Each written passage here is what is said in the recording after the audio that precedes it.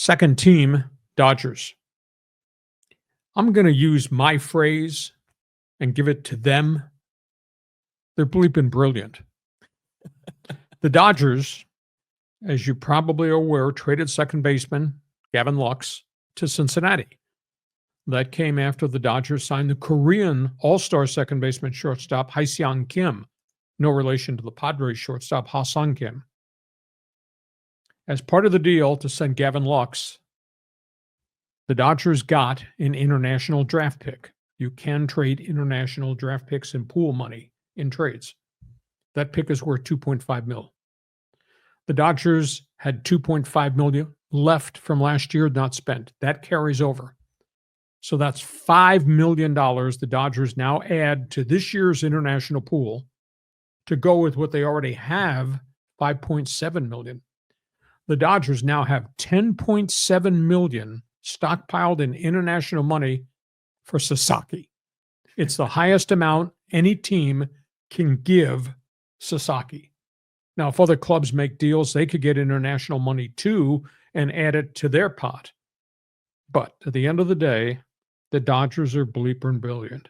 Now they've creatively come up with $10.1 million in the international pool that can go to Sasaki, which is higher than the highest amount, which prior to last week was $7.7 million that Toronto and Tampa and some of these other clubs had.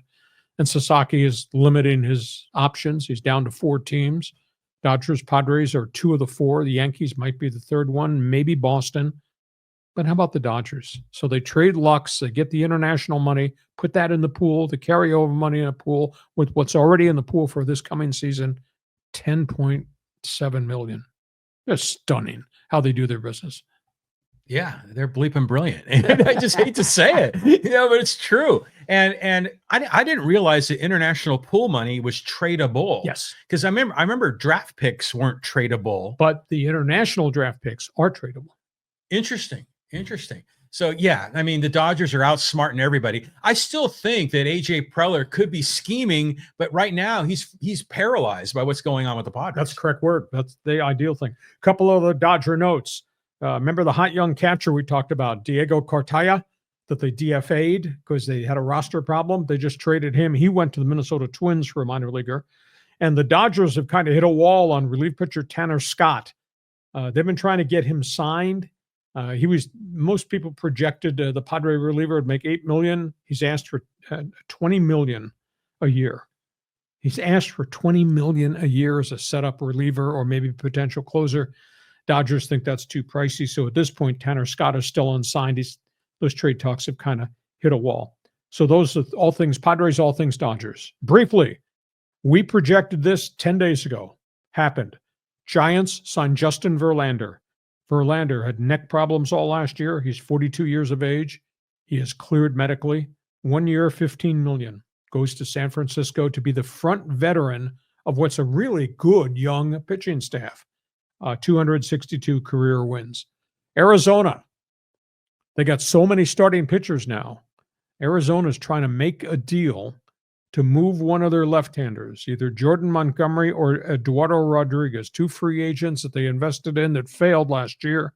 Montgomery's got 1 year left at $22 million. Rodriguez has got a $20 million a year deal. They're trying to trade him. And in Boston, we are waiting to see what happens in the 617 area code. Everybody in baseball's of the opinion Alex Bregman might wind up with the Red Sox, and if it's not Bregman, they continue to talk to the Cardinals about Nolan Arenado. They would have to take on a chunk of Arenado's contract. They told St. Louis, if you're going to trade us Arenado, you got to pay some of it. We'll give you the first baseman you want in Tristan Casas. So one of these bats, Bregman or Arenado, might be hitting balls off the Green Monster at Fenway Park. So, John, all things baseball. Go ahead. Well, Tanner Scott's a closer. I mean, he's a legit closer, even though he was a setup guy with the Padres. But so I don't know. I mean, the Dodgers don't really have like a big time closer. So I think he'd be a great addition there. And what the hell, $20 million? I mean, they just got money coming out of their ears. Now, for the Giants, Verlander, I mean, how much gas does he have left in the tank? What do you think? Well, he had the neck injury. But prior to that, he had pitched really well at age 38, 39, going into age 40. He was a warrior. but he had the neck injury and he was miserable. His ERA was over 8 this past season, but doctors have cleared him. And he said, I came back way too soon to try to help the Astros in the pennant race. I shouldn't have done that. So now he's on the market. It's a 1-year investment for $15 million. If he can be somewhat vintage Verlander to go with Logan Webb and go with the young left-handers they've got, San Francisco's, that's going to be a pretty good pitching staff if Verlander can be Verlander. Yeah. And then plus it's a package deal. You get the hot wife and as part of the deal. But I know just kind of a funny thing that I noticed is that, and this is just kind of weird, but Verlander is now, this is his 4th team, right? And he's been with the Tigers, with the Astros, with the Mets, and now with the Giants. Every one of those teams has orange in their logo, in their uniform. So I always kind of think Verlander, don't you see the color orange? Oh, that's a reach. You're going to injure your shoulder reaching for something like that. How old is he? 42. Yeah. We'll see. This is a gamble. Well, the other one that's still out there is Max Scherzer. And Buster Posey, the new president of the Giants, we talked about this a couple of weeks ago.